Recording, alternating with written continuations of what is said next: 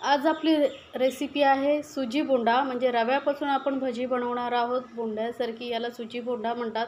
खाण्यासाठी एकदम अप्रतिम लागतो.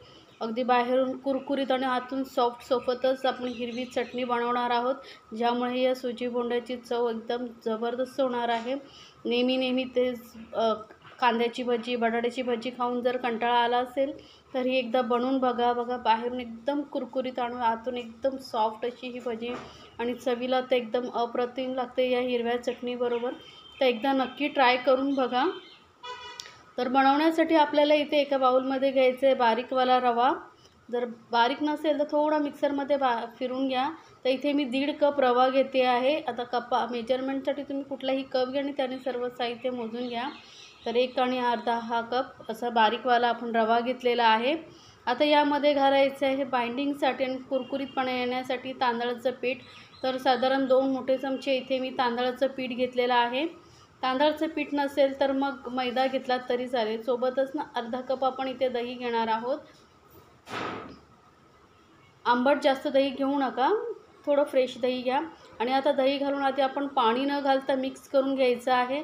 म्हणजे किती ओलसरपणा येतो आहे ते आपल्याला कळेल. पाणी जास्त घालायचं नाही, पण आपल्याला असं घट्टसर असं हे मिश्रण हवं आहे. त्यामुळे पाणी आधी आपण घालत नाही आहोत. तर रव्यामध्ये दही चांगलं आधी आपण मिक्स करून घेतलेलं आहे. त्यानंतर आपल्याला पाण्याचा अंदाज येईल. तर आता आपण पाणी घालूया. तर इथे मी अर्धा कप पाणी घेतलेलं आहे. 1.5 कप रव्यासाठी आपण इथे अर्धा कपच पाणी घातलेलं आहे, कारण यामध्ये आपण नंतर काही साहित्य ॲड करणार आहोत. त्यामुळेही थोडा ओलसरपणा येऊ शकतो. म्हणून आधी आपण फक्त 1.5 कप रव्यासाठी अर्धा कपच पाणी घालायचं आहे. कारण जेवढं घट्टसर गोळा होईल असेल ना, तेवढंच आपलं जी सुजी बोंडा आहे मस्त कुरकुरीत होईल. पातळ झाला की तो सॉफ्ट होतो लवकर. म्हणून जास्त पाणी न घालता अगदी असं घट्टसर आपल्याला हा रवा भिजवून घ्यायचा आहे. रवा बघा मस्त व्यवस्थित मिक्स करून घ्यायचं आहे आपल्याला. आणि आता याला आपल्याला भिजत ठेवायचं आहे कमीत कमी 5 ते 10 मिनटं. रवा इतपतच असा भिजला पाहिजे घट्टसर. बघा चमच्यानेही गळत नाही आहे पटकन. म्हणजे मस्त घट्टसर भिजत ठेवलेलं आहे. याला आपण साईडला ठेवूया 10 मिनटासाठी. तोपर्यंत आपण चटणी बनवून घेऊया. रवा भिजतोय तोपर्यंत. तर मिक्सर जारमध्ये इथे 2 छोटे चमचे मी इथे फुटाणा डाळ घेतलेली आहे, जी आपण चिवड्यामध्ये वगैरे वापरतो ती, किंवा चणे घेतला तरी चालेल. 2 चमचे मी ओलं खोबरं घेतलेलं आहे. सोबत अगदी छोटासा अर्धा इंचपेक्षाही छोटा आल्याचा तुकडा घेतला आहे. आणि आता तिखटपणासाठी 2 हिरव्या मिरच्या घालते. आता तुम्हाला तिखट किती हवे त्यानुसार मिरच्या घाला. हिरवी मस्त कोथिंबीर थोडी जास्त प्रमाणात घालायची. कलरही खूप छान येतो. देठासहित घालायचे आहे. देठांचाही कलर खूप छान येतो. आणि सोबतच आता ना यामध्ये चवीनुसार मीठ घालूया. आणि आता इथे मी अर्धा चमचा छोटासा जिरं घालते. आणि पाणी जास्त नाही घालायचं, थोडंसंच घालायचं आहे. आणि याची एकदम बारीक अशी पातळ अशी मस्त चटणी वाटून घ्यायची आहे. तर हे बघा आपली चटणी एकदम पातळही नाही घट्टही नाही, अशी मिडियम अशी आपण ही चटणी वाटून घेतलेली आहे. आता चटणी वाटून झाल्यानंतर आपण इथे जो रवा भिजत ठेवला होता तो घ्यायचा आहे. थोडा मिक्स करून घ्यायचा आहे. म्हणजे कसं होतं एकसारखा रवा सगळीकडे होईल. ते व्यवस्थित बघा किती आता रवा भिजत ठेवल्यामुळे मस्त असं घट्टसर झाला आहे. इतपतच आपल्याला रवा हा भिजलेला हवा आहे. आता यामध्ये काही सामान ॲड करूया. आता इथे मी 1 मोठा कांदा बारीक चिरलेला, कोथिंबीर, आलं जरासं आणि हिरवी मिरची घेतलेली आहे. 2 हिरव्या मिरच्या बारीक कापून, थोडंसं कढीपत्त्याची पानं बारीक कापून घेतलेली आहेत. आता इथे तुम्हाला ज्या भाज्या आवडतील त्या घालू शकता. पण सुजी बोंड्यामध्ये शक्यतो ह्या नेमक्याच भाज्या कांदाच घातला जातो, त्यामुळे चव छान येते. किंवा मग तुम्हाला बारीक कापून कोबी घालायची असेल तर घालू शकता. चवीनुसार घातलेलं आहे मीठ. आणि थोडेसे चिली फ्लेक्स, जास्त नाही, फक्त अर्धा चमचा एवढे चिली फ्लेक्स घातलेले आहे. आणि पाव चमच्यापेक्षाही थोडंसं खायचा सोडा घातलेला आहे. मिक्स करून घ्यायचं. आता हे सर्व साहित्य व्यवस्थित आपण मिक्स करून घेणार आहोत. आणि यामध्ये मीठ घातलं आहे त्यामुळे थोडंसं कांद्यालाही पाणी सुटेल. आणि आता थोडंसं मिश्रण थोडंसं बघा तुम्हाला वाटेल पातळसर आहे. व्यवस्थित मिक्स करून घेतल्यानंतर हाताला पाणी लावून घ्यायचं आहे.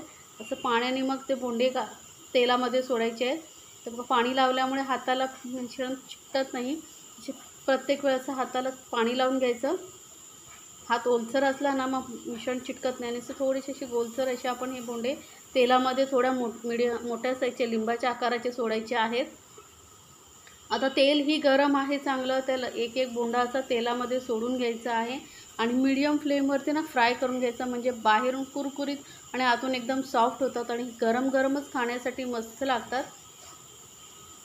एकदम असं गोल करत बसायची गरज नाही आहे. जसं हाताने असं घेतला ना की तो आपोआप त्याला शेप येतो गोल. आणि मस्त असे कुरकुरीत होईपर्यंत आपण दोन्ही साईडने फ्राय करून घेणार आहोत. अलटून पलटून आपण हे फ्राय करून घ्यायचे आहेत एकदम मस्त असे कुरकुरीत सुजी बोंडा. तर नेहमी पकोडे, भजी, कांद्याची भजी, बटाट्याची भजी खाऊन कंटाळा आला असेल तर ही एकदा नक्की ट्राय करून बघा, तुम्हाला खूपच आवडेल. सकाळच्या नाश्त्यासाठी वगैरेही तुम्ही बनवू शकता. तर बघा मस्त असं कलर आलेला आहे. अजून आपण थोडासा वेळ थोडा हलकासा कलर अजून येईपर्यंत फ्राय करून घ्यायचा आहे दोन साईडने. असं अजून थोडासा कलर आला की आपले मस्त असे बोंडे आतूनही फ्राय होतील. मी दाखवलेल्या रेसिपी जर तुम्हाला खरंच आवडत असतील तर चॅनलला लाईक्स, कमेंट्स आणि सबस्क्राईब करायला विसरू नका. सोबतच बेल आयकॉनवरती क्लिक करा, म्हणजे माझ्या नवीन रेसिपीची नोटिफिकेशन लगेचच तुमच्यापर्यंत पोहोचेल.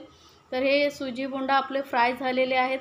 काढून घेऊया आपण प्लेटमध्ये आणि मस्त गरमागरम असे चटणीबरोबर सर्व करा आणि एन्जॉय करा आपल्या फॅमिलीसोबत. आणि मला कमेंट्समध्ये ज़रूर सांगा तुम्हाला ही रेसिपी कशी वाटली आणि दुसरी कुठली रेसिपी पाहायला आवडेल तेही मला कमेंट्समध्ये सांगा, मी नक्की बनवून दाखवेन.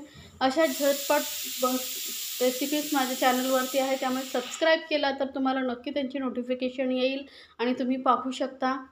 तर बघा बाहेरून कुरकुरीत आणि आतून किती सॉफ्ट असा हा सुजी बोंडा झालेला आहे. खाण्यासाठी तर एकदम अप्रतिम लागतो.